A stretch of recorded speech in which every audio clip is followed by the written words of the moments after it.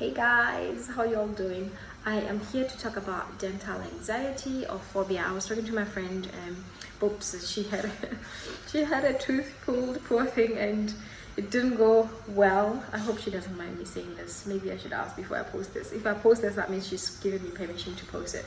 And it didn't go well, and I thought, let me talk about dental anxiety, because really dentistry is quite invasive. You are literally just going through surgery while you are awake, and as you all know, with any surgical procedure there are risks involved, and sometimes things can be more complicated than other times. But often with dental surgery, we'll end up saying, hey, that dentist, yay, but from a dentist perspective, actually I'm going to do a live someday with Bobs, and we can she'll talk from a patient's point of view, and I'll talk from a dentist's point of view.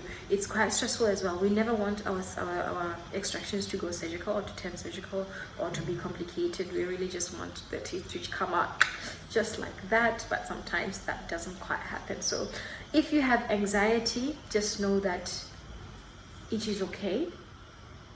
You are perfectly okay, and talk to your dentist about it and tell them when you're feeling anxious.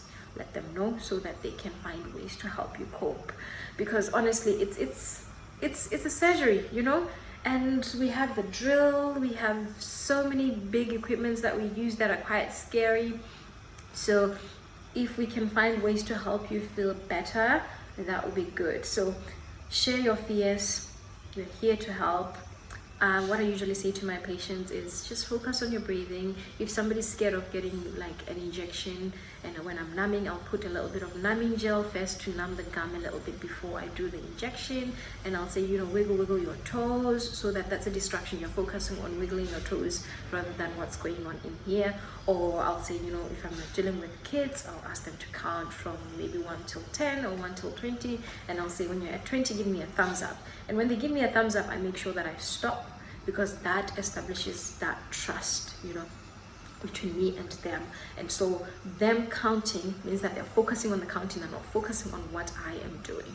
And sometimes I'll just have a conversation and ask them, just get to know the kids really, or with adults, just get to know what's led to the phobia. Really, sometimes it's just you've had a bad experience, you've had a traumatic experience and a difficult extraction in the past that turned surgical, and the tooth broke, and then that just kind of triggered the anxiety in you. Sometimes it's based on other people's experiences. It's okay to bring your earphones and just play your music, listen to a podcast, just to take your mind off the procedure.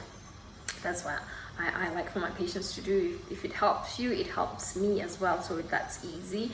And bring a support person, someone who will be there with you, so you don't feel too scared, you don't feel alone.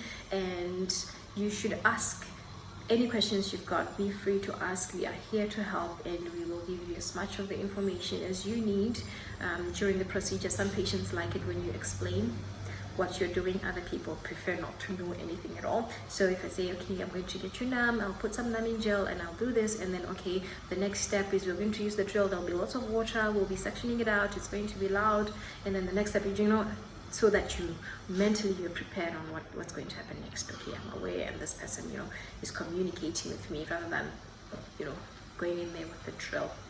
So if you are really, really anxious, if you're having your wisdom teeth extracted, it's bound to be difficult.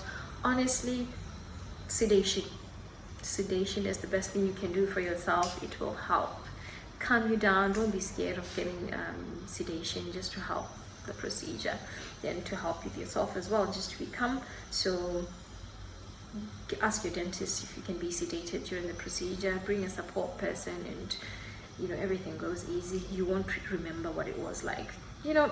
There's a lot of surgeries that are done at the hospital, and a lot of times people are put to sleep, or that's sedated, oral sedation, AV sedation, and so it's not as scary because you don't remember.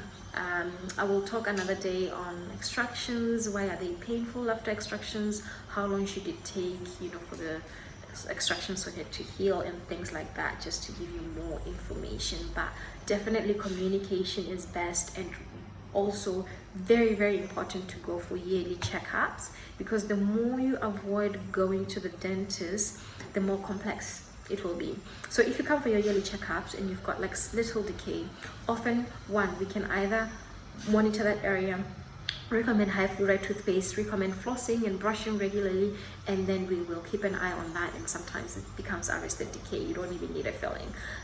Sometimes we will just do a small filling while the filling is still small. But the more you avoid going and you're like, oh, my tooth has been painful for the past 6 months, in that 6 months or that past year, the decay gets bigger and it gets closer to the nerve of the tooth, the pulp of the tooth, and then it causes pain. And so it becomes really, really painful to, to either do a root canal, because the nerve is so inflamed that whenever you put local anesthetic, it just gets soaked up by that infection, and so it becomes painful procedure. Or the tooth fractures underneath the gum and you come with a broken tooth, and it becomes really difficult to really hold on to that tooth and take it out. So the more you go for your yearly checkups and you get used to your dentist and establish that trust between you and them, the better really for you, the better for the dentist as well. There's just less pressure for the both of you. So don't avoid going to the dentist. Go for your yearly checkups, 6 monthly checkups. Just get used to it, to going and establishing that trust, and whichever way we can help, don't be scared to communicate. Okay, I hope that this is helpful, and it's something that you can discuss with your dentist and just have that conversation, because really it's quite an invasive procedure. So I understand, guys, we understand and we want to help. And